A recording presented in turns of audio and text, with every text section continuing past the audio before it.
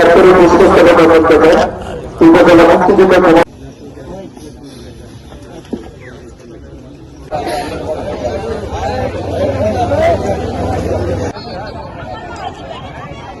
আজকের মাঠে parade commander আমাদের মাঝে আরো উপস্থিত রয়েছেন সহকারী কমিশনার ভূমি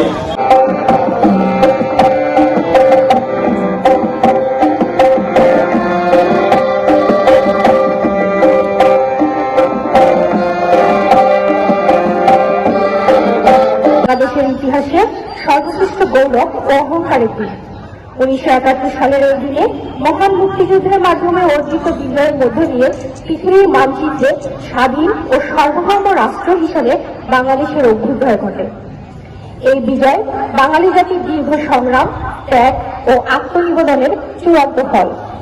তাই 16 ডিসেম্বর বিজয় দিবসের শুভেচ্ছা শুধুমাত্র একটি আনুষ্ঠানিক বার্তা নয়, এটি শহীদের প্রতি গভীর শ্রদ্ধা, মুক্তিযোদ্ধাদের প্রতি কৃতজ্ঞতা এবং প্রিয় মাতৃভূমির প্রতি ভালোবাসার প্রকাশ। এই দিনে আমি গভীর শ্রদ্ধা ও কৃতজ্ঞতার সাথে স্মরণ করছি 1971 সালের মহান মুক্তিযুদ্ধের আত্মদানকারী লক্ষ লক্ষ শহীদদেরকে, যাদের রক্তের বিনিময়ে অর্জিত হয়েছে আমাদের স্বাধীনতা। একই সঙ্গে শ্রদ্ধাভরে স্মরণ করছি সেই সব মা বোনদেরকে যাদের নির্মম নির্যাতনের শিকার হয়েছিলেন।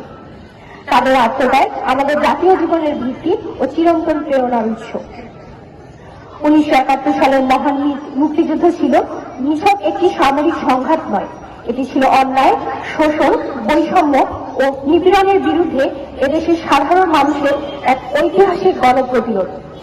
দীর্ঘ 9 মাসের রক্তক্ষয়ী সংগ্রামের পর 16 ডিসেম্বর বিজয়ের মধ্য দিয়ে একটি স্বাধীন ও সার্বভৌম রাষ্ট্র হিসেবে বাংলাদেশের অভ্যুদয় ঘটে। ঘুমোতে পারি না, আমি ঘুমোতে পারি না। রক্তের কাপড়ে মোড়া কুকুরে খেয়েছে যারে, শুকুরে খেয়েছে যারে, সে আমার ভাই, সে আমার মা, সে আমার প্রিয়তম পিতা।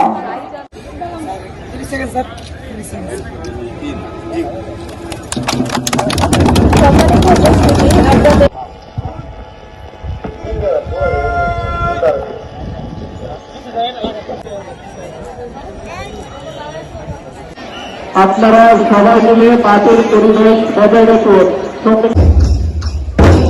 পুলিশ বাহিনী, আফতার বাহিনী, ফায়ার সার্ভিস প্রেসিডেন্ট,